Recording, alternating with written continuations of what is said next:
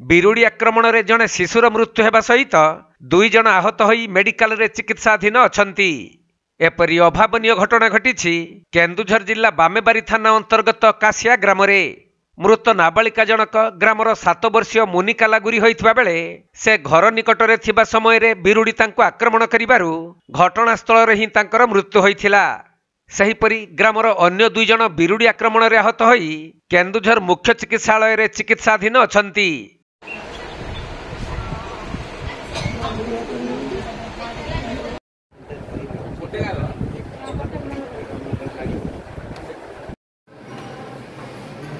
केन्दुझर जिल्लारू दीपेश कुमार बेहेरांक report, Konark live.